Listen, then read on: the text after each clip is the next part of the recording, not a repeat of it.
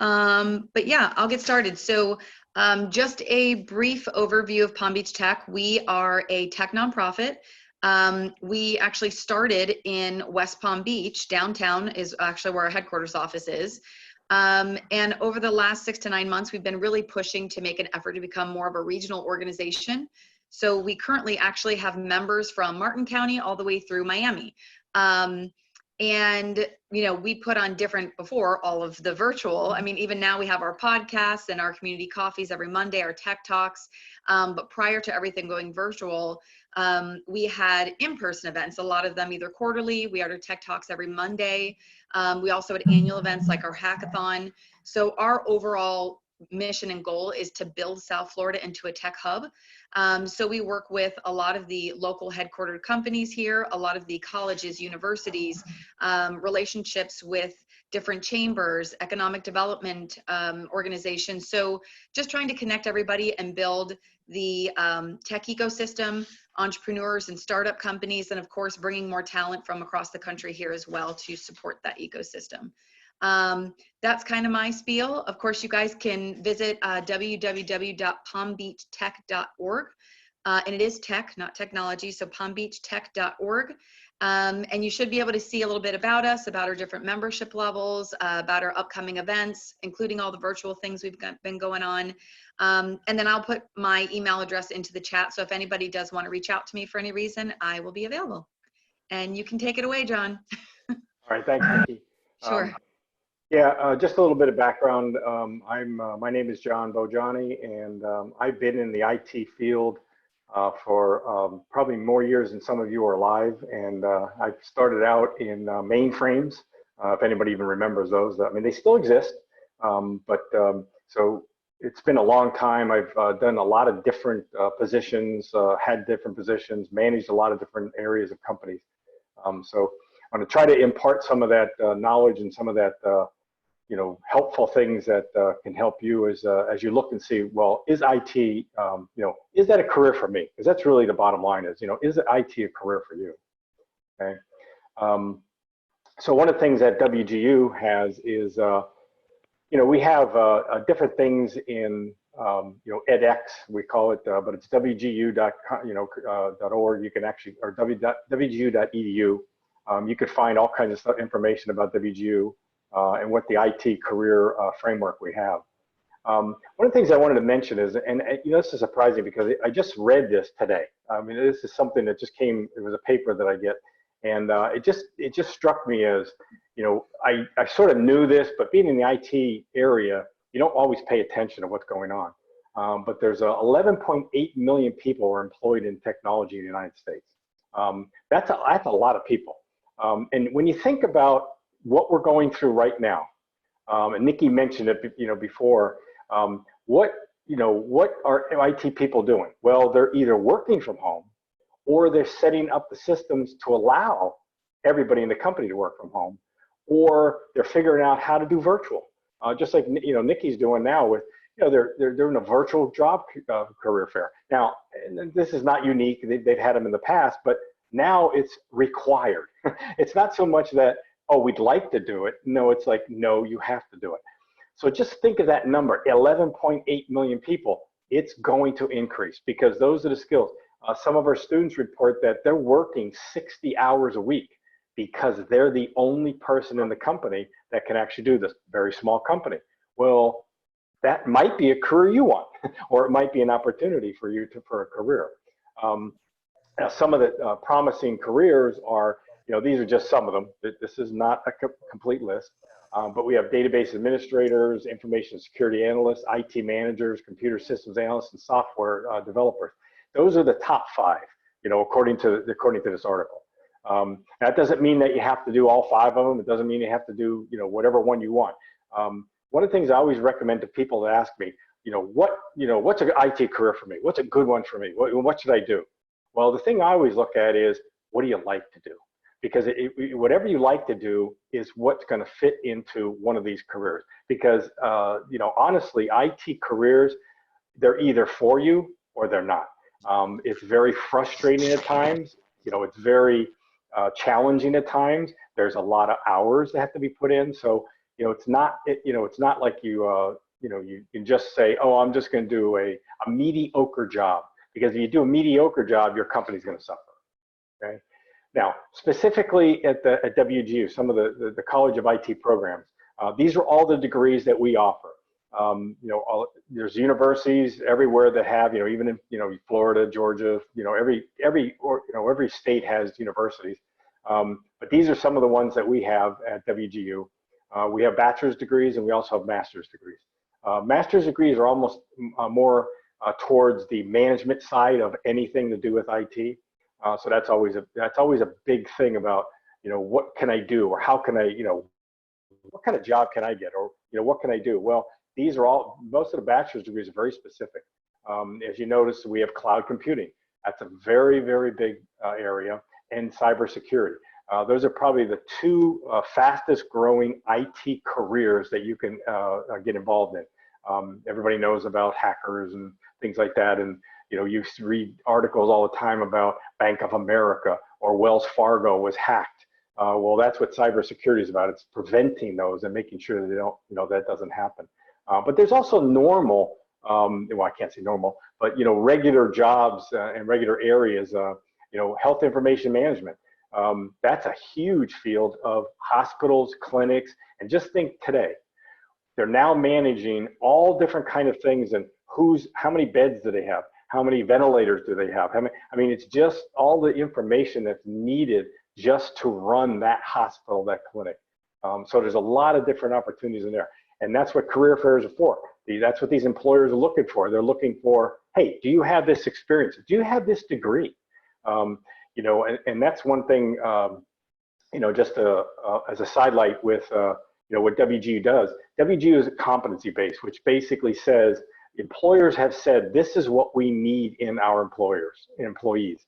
Well, competency-based says you have the training and the education to do the job. It's not so much that you got a 4.0 or you got a 4.8 or a 3.8 or 3.0. It's you know how to do the job once you get your degree. Okay, that's the difference between WGU and all the other organizations.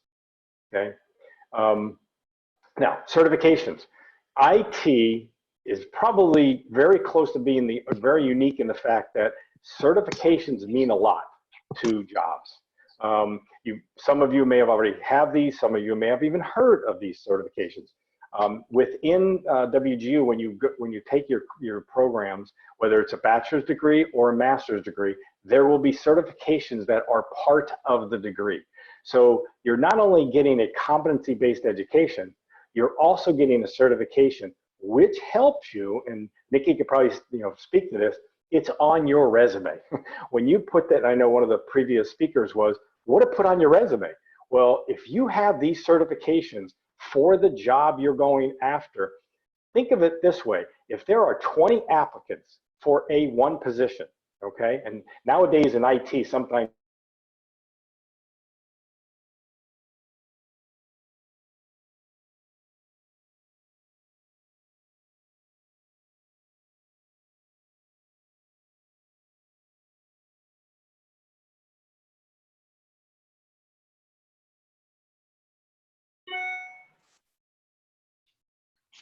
I think I lost my audio there for a minute. Am I back? You're back.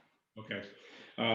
See, that's how fast you have to be adaptable in IT. Is I have multiple headphones and speakers, so that if one of them, something happens, technology is only good when it works. When it doesn't work, that's when everybody panics. Okay. So what I was talking about is the certifications. At WG you get that certification that you'll put on your resume. But I was saying is, if you have 100 applicants, 1,000 applicants, or even 20 applicants, if you have the certification, you're probably going to be selected first for the interview, as opposed to somebody who doesn't have the certification. In IT, certifications are very big. That's why it's important that, and we actually wrap them into our courses themselves. Okay. Now, we also offer not just bachelor's degree and master's degree. We also offer what we call micro bachelors. This is a new program that WG started, and it's only in 3 different areas. They're what they call transferable skills. It's IT foundations, programming, and network and security. What happens is you get a micro certification, a micro degree, a micro bachelor's degree with a certification, so you can actually apply for a job and continue on with your degree program. I know that nowadays in IT, there's a lot of openings, yes, but there's also a lot of applicants. Okay, I can't say it's flooded. I can't say there's like 1,000 applicants for each job, but at the same time, a lot of applicants put down that they want to be in IT, but do not have the degrees, do not have the certifications, and as I said before, that's not going to make you stand out in your application for that employer. Okay.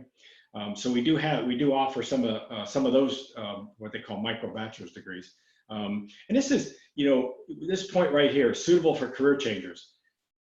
If you're in an area right now where because of the COVID that you might not have a job, you may have been laid off. Well, now would be the time to consider: is this time for a career change? Okay, that's really what the job fairs are about. It's saying, hey, what are the jobs that are out there right now that are hiring? Yeah, I know there are some areas that are hiring, restaurants and/or Amazon and things like that. But is it time to maybe think about a career change? That might be something you want to consider. Okay. They give you the median age, all this stuff. I'm not going to go over all this stuff. But here's a big key point. Completion time is 6 months or less. As a job seeker, if you can get something in 6 months that makes you more marketable in getting jobs, would you not want to think about that? Okay, or consider that. Okay, and I know as especially somebody like Nikki who's looking at what are the hiring managers, what are the hiring companies looking for? Well, if they're looking for these things, and you think about 6 months, that's before the end of the year. That might be a perfect time to say companies might be ramping up. They might be coming back. I said, IT jobs are sort of, they're not bulletproof. They're not recession proof. I don't want to ever say that. But if you look at the history of recessions and depressions, IT jobs sort of stay around. There's always a need for technology. Matter of fact, nowadays, I'm surprised that some companies cannot operate without technology. Okay, I know that's not necessarily where we should be, and I just want to make a point that I used to be at one point in my career, I was a business continuity officer. Business continuity is all about not technology. It's all about how can we continue to do our business if our employees cannot come to the workplace. That's what business continuity is. How do you keep your business running when something happens? And it's amazing to me how many companies, when you look at them and say, do you have a business continuity plan? And it's evident that some did not, because they didn't know how could they handle if their employees couldn't come to work. That's one of the things. It's not the only thing, but it's like it ties into technology. Yes. Well, there's also a lead into careers in technology. It's like, well, what am I going to do? How am I going to be able to how am I going to be able to feed my family and be employed during a time when something is happening that people cannot get to their job? So, all right. The next one. This is just some more information about the 3 courses. Remember I said information technology. It really goes into IT as a discipline. In other words, overall, how do you use IT?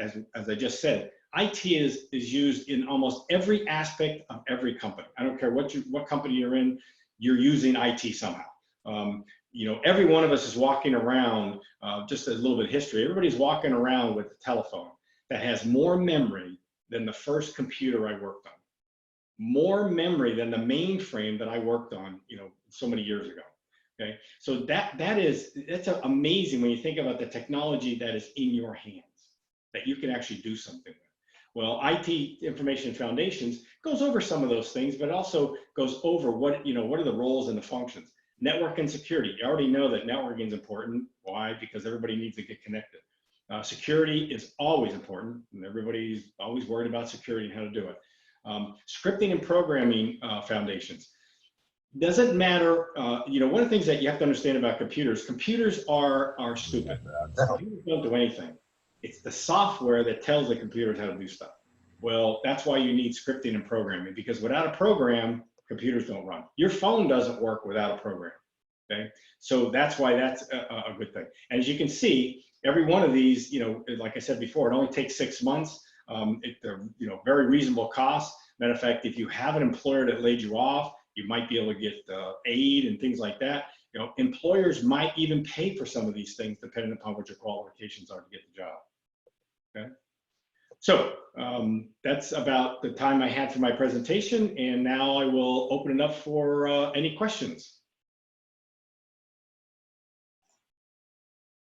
If anybody would like to ask questions, feel free to take yourself off mute, or if you don't have that capability, or you got kids running around or whatever, please feel free to put it in the chat box as well.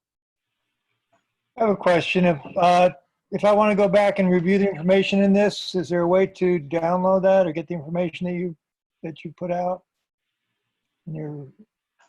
I can make that available. Nikki, I don't know how you wanted to share the information for everybody, but I could do that. It depends upon, I mean, it's just. Yeah, if you want to, like, if it's just a slide deck, if you want to send me that to email me, I know the previous speaker did as well. I can get them out to everybody. Okay, yeah, I will send it to you, Nikki. And actually, I was wondering, John, just because we do get this question a lot, like in panel discussions. What is your view on degrees versus certifications? Like, which one's more important? I know that we got something similar on the last call. Like, what is your view on that?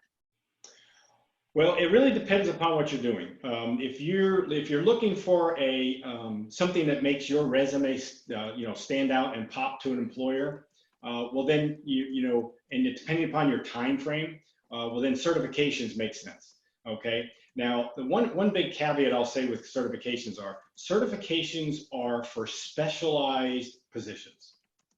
So if you want to be a network security, if you want to be Cisco, you're going to get those certifications like the one screen I had there, or you're going to do A+, which means you're going to, you know, be able to fix and, you know, be able to troubleshoot laptops, PCs. If that's what your goal is in your career, then certifications make sense. If you're looking for not only getting a job, but then looking for a long-term goal on your career of maybe management, or even just you know, being in a department and leading the department, or being a lead person in a department, well, then you're going to look for the degree. Because as you know, employers always look for what kind of degree do you have if you are considered to be promotable. I mean, that's really where degrees come in. You know, and you know, it also depends upon what you want to do with the career, because you know, sometimes degrees will cover different aspects. We do have specialized cloud and computing. Well, it's all about cloud. Well, the bachelor's degree would make you more employable than a certification. The certification will get you in the door, okay? But then the bachelor's degree will say, oh, now you've got a lot more training in there. And it's surprising that employers that we talk to, one of the things they say is that they feel like if you got your bachelor's degree, especially, or a master's degree, you are more stable than other people who don't have it, because you've gone through and you've committed to actually completing something. And so they consider you to be a more stable employee than other employee who may just have certification and may jump to another company for money. I had another question. With the how do most employers regard some of the certifications you get through, like Allison courses? I'm not familiar. Would you say Allison? Allison, yeah, it's on Employ Florida, and they don't, you know. I'm not familiar. Are they like online workshops, or is it an actual it's actual certification? They're actual, like they hold a bunch of courses. Some of them you pay for and some of them are free. Yeah. So, I mean, it seems like it's kind of a way to get you into to buy some of their courses, but it's through, I stumbled upon it through Employ Florida, with state site, you know, but anyway, they somehow popped up, and I started looking at taking some of the courses and just to kind of get some familiarity. Are they offered free for unemployed? Is that what it is, or is it just? Yeah. And yeah, I am familiar. I worked in Arizona for a while, and I was familiar with the program they had there. those are very good at getting you your foot in the door. Just like I said, certifications are, because theoretically, you do not have to take a course to get a certification. You can buy the book or buy the material, okay, study for it, and then go and sit for the exam, pay for the exam. Now, a lot of times if you take the course includes the certification, the fee for the exam. So either one of those is going to help you get your foot in the door. And I think that's what Nikki's question was earlier is, what's the difference between certifications, or what's the difference between getting educated, through an unemployment, site that says, hey, we're trying to give you the skills, and actually, even if it's not a certification, it might be a certificate, okay, that says, hey, you completed this course. Well, that helps you. Remember, what you're trying to do is you're trying to make your resume more palatable and, basically pop out for that employer to go, oh, I see they have this, okay, and that's what you're looking for. How does an employer evaluate this? Do they hold all certifications equally, or in other words, you're certified in a certain thing, or does the certifications differ? Are they looking for a specific certification? Well, each it's surprising. It's actually a good question because there are so many certifications out there, Exactly. and some of them, it depends upon the specialty. Okay, in other words, if you're going to be a Cisco network engineer, okay, well then you're going to get a Cisco certification. That would make sense. If you're going to be in Microsoft and doing Microsoft ADS and well then you're going to get a Microsoft certification. So the certifications depend upon what job or what career path would you like to take, okay? So if anything, always try to match the vendor name, with the certification, because that's going to make more sense. Okay. And I am getting a couple questions just through private chat and through email right now. One question that's come up a couple of times is, if I'm currently in the process of getting a degree or a certification, can I still start my job search, and should I put that on my resume or not? I've got my opinion on it, but I don't know if you want to try to answer that one first, John. It's actually surprising because I actually have, I've talked to students that say, well, I'd like to put on my resume that I'm pursuing a degree, okay? And that's good, okay? But what you really want to put is, if you're, like you said, if you're pursuing a certification or whatever, the certifications probably wouldn't mean as much if you're saying you're pursuing a certification. But if you are scheduled to take it, there's nothing wrong with putting that on there, because again, what an employer looks at is and says, oh, there's a commitment there to actually get the knowledge and get the experience in that specific thing. Just like the previous question was about, well, which certification is better? Well, if you're going after a Cisco network or Cisco certification, job, well, if you say you're actually scheduled to take the exam, on a certain date, okay, now that doesn't mean you passed it, but at least they know that you're out there. Now, if somebody passed it and has the certification, well, that's going to be much better than at least pursuing it. But pursuing a degree, I've seen a lot of people put that on there because one of the things you have to understand, if you don't have experience in IT, it's a catch-22. I don't have experience in IT, but they want experience in IT for the job. So it's like, well, how do I do that? Well, one of the things, that's why WGU is so unique, because it's based on competency. It's not based on, oh, you got a 4.0 in the course. It's like, no, you know how to do it, because that's what the competency is based on. You can tell your employer, hey, I'm competent in this because I passed these exams, I passed this certification, and I have the certification, and I'm competent in that. Our employers love our students because they know that they can do the job. Now, are they experts in it? Of course not, but at least they have the basic knowledge and they have the ability to do the job. Does that help, Nikki? I know you have your own opinion. You can express Yes, your own no, opinion. I was waiting for that, was because, we would see that a lot too, when I was in the staffing world, was everybody was, pursuing something. But yes, I think if you're very right, I was waiting to see if you're going to say that, is that if you're actually, currently taking the course, you're scheduled to take some sort of test or exam or whatever, definitely put that on there, because it means a lot more than I'm pursuing something. I mean, sometimes Correct. you'll see people put pursuing for the last 5 years something on there, and it's okay. Then it brings the question of, why haven't you completed it yet? So yes, I think your answer was spot on. Okay. Yeah, and that's a good point, Nikki. You say if you're pursuing something and it's taking too much time, you probably don't want to put that on there because then they're That saying, works well, why is it against taking you. you so long? Yeah. Yeah, there's actually another question in the chat said, what is a rule of thumb for school/experience year comparisons? Is one school year equivalent to 2 years of experience, as an example? That really depends upon the employer. And actually, the real thing is it depends upon the hiring manager. Each hiring manager will have some kind of bias that says, well, they'll look for students who have some, who passed, maybe got a competency degree or got a 4.0 or whatever it is. And then there's other people that say, I'd rather hire somebody who has experience and maybe a certification than has a degree. It's going to be a hit or miss. There is no set one that says, oh, if you have this, you're guaranteed you're going to get hired by that company. It really depends upon the company's culture and really the hiring managers, like I said, their preferences, because that's what they're looking for.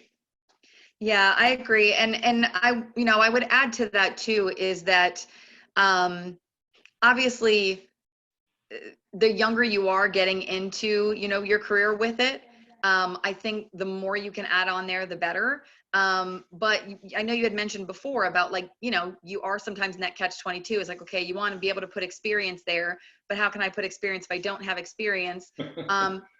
Get involved in organizations like Palm Beach Tech, volunteer for organizations, just get experience. It doesn't have to be paid experience, just get experience somehow. Yeah.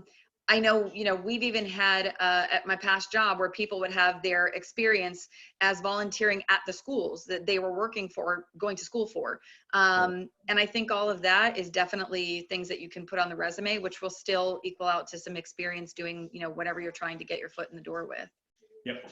Yeah. Just one cautionary thing is don't embellish on that. If you're helping out and volunteering someplace and you're working with computers or whatever it is, don't put on your resume that you have that experience. Be honest and say I volunteered at such and such, and be honest with what you did, because that's really what it is. Yeah, that's true. And actually, this topic was brought up in the last call too, but I had mentioned that, the average employer or hiring manager takes less than 20, 30 seconds to look at a resume. So always lead with your skills first. No matter what certifications or degrees or whatever you have, all that stuff is awesome and they will get there, but making sure that you lead with your skills, and then they're going to look down and say, oh, okay, I see you have this degree. I see you've got this.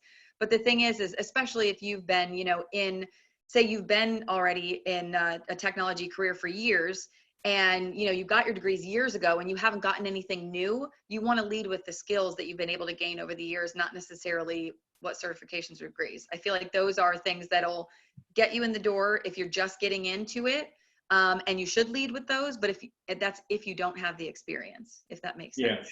Yeah, no, and because I've gone to I've hired people many times, and one of the things I always look for is the first thing that's going to pop out is what job are you looking for?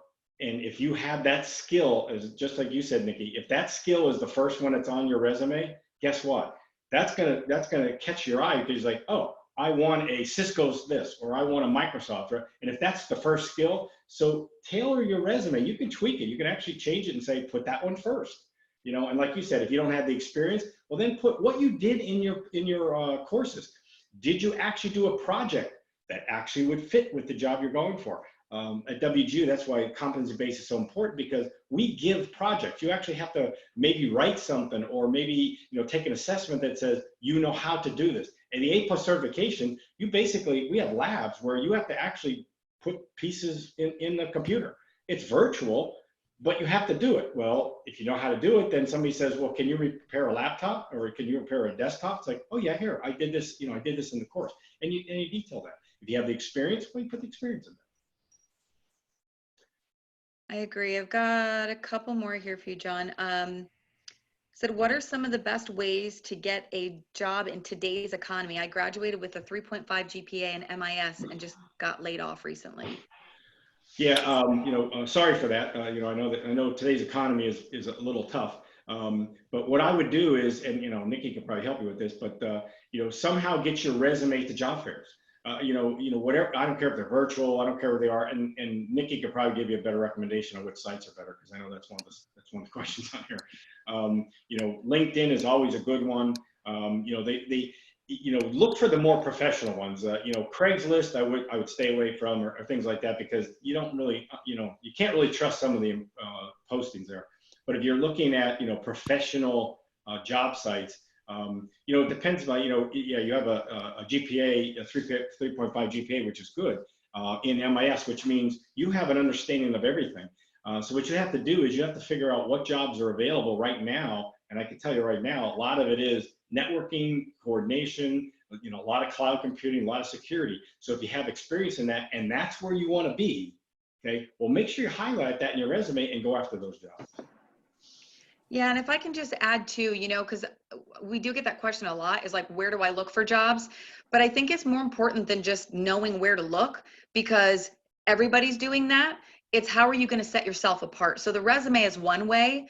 And I know we talked a little bit about this, and you had mentioned this too, John, is especially now since we're virtual, how can you create another visual for yourself other than your resume? So making sure, you'd be surprised how many times when I was working in staffing, you would get a gorgeous resume. The first thing you do is you looked on LinkedIn and the guy has sunglasses on, holding a beer with his arm around a girl, whatever. And it's like, come on, guys. It's not Facebook. It's not Instagram. Like, make sure professional headshot. And if you don't, obviously, if you can't get a professional photographer to take it, yeah, Todd, yeah. Just have somebody at home stand up against a white wall, make sure your hair is done, whatever, put it on a nice, polo shirt, but just make sure that it's presentable, because I can't tell you how many times we've gotten a gorgeous resume and the guy looks like a serial killer, or girl on LinkedIn. Just make sure they match, and make sure that the job experience, yeah, Todd's giving us some examples there. Yeah, just making sure that they match, make sure they look professional. And probably the other advice I would say with different platforms is, Indeed, ZipRecruiter, LinkedIn, they're all great. My favorite is definitely LinkedIn, because you can connect with people better than you can the other ones. And people search LinkedIn a lot. The employers actually do search LinkedIn. Yeah. I mean, even for us in a staffing company, that was the first thing we did. We would always search every single job seeker, because we knew that's the first thing the hiring managers would do. Yeah. And not to interrupt you, but one major thing is, if you have an email, make sure your email that you're sharing on jobs is a professional one. Yes. Not some, some that's a good really one. bad name in there, because it sounded funny and it sounded neat, but it's like, do not use that one, and be careful, because your online presence is really available. The employers right now can search your name and find everything that's linked to you. So if you've got some crazy stuff out there, just be aware of it. Yes. Yeah. And I would say probably, the other piece of advice with the platforms and definitely LinkedIn, again, I said it's my favorite, is not only, I always call it LinkedIn stalking people, but don't just get on there and like LinkedIn stalk the companies and look at the jobs and whatever. Because again, a lot of people are doing that. Get involved in the conversations. If you can connect with, or you're following somebody that is a hiring manager or a leader at a company that you really want to work for, or even if they're not a leader, maybe it's somebody that you can connect with that works there, and you can start a conversation with them, and maybe they post something, comment on the post, be a thought leader, get involved, so that other leaders in that company are going to see them as well. And you're going to be viewed a little bit differently than just another job applicant that went into the, HR hiring pool and an email address. Like, get involved and actually connect with people. And I know it can be harder doing it virtually, because you can't go to these events and happy hours and whatever, but that's definitely a way that you can do that online, is by getting involved in the conversations. I've got a couple more questions. Just want to be cognizant of everybody's time. We're at almost 2:40. So are you good for another 5 minutes, John?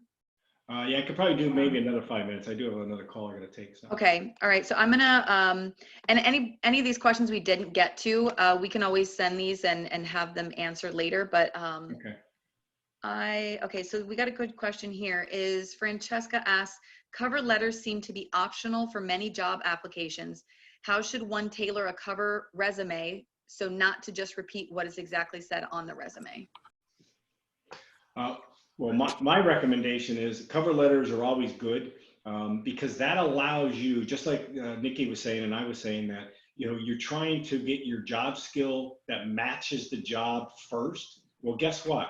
The cover letter is probably the first thing they may read. So what you want to do is you want to start off right off the bat saying you have that skill that you're looking for that position in the company, and then maybe provide a little bit more detail than your resume has. Because remember, you don't want to put too much stuff in your resume. And I know that there was a previous speaker that was talking about that, because you don't, I know there's varying schools of whether or not you have a 1-page, 2-page, 3-page resume.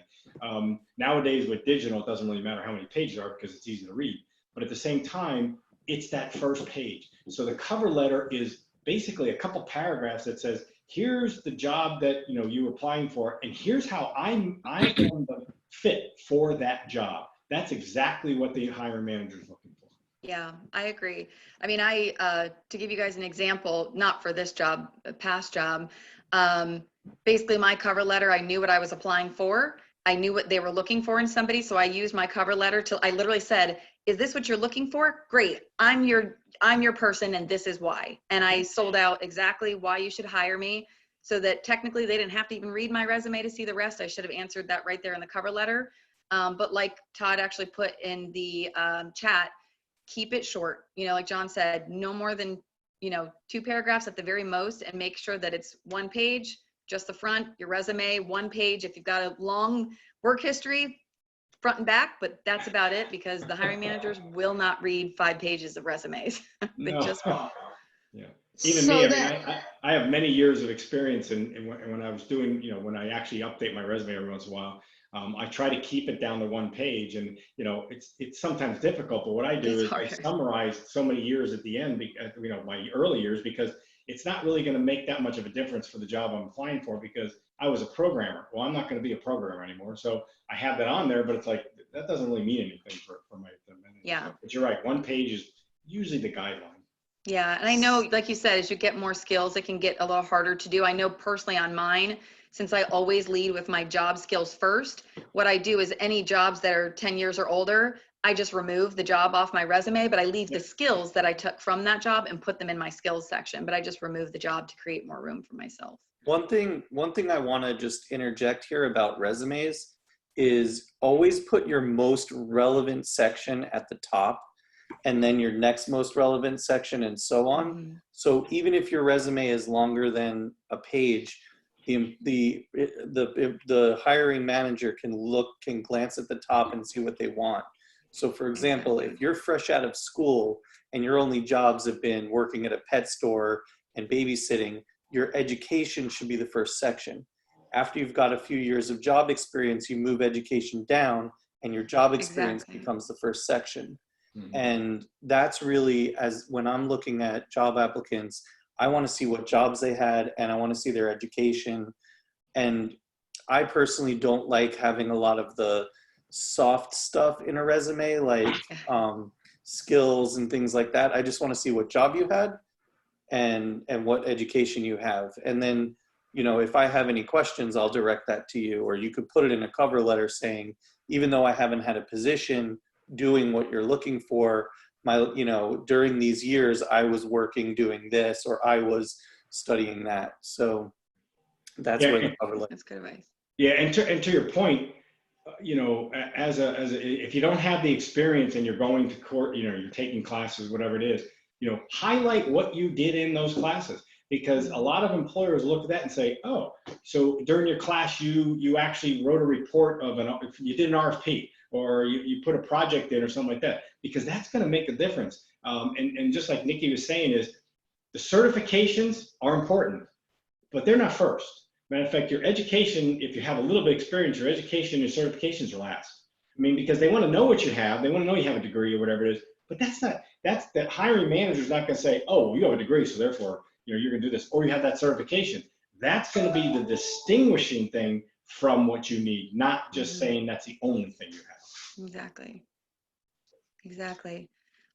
We are at 2:45 now. Yeah. So I'm gonna, make sure that you can make your next meeting.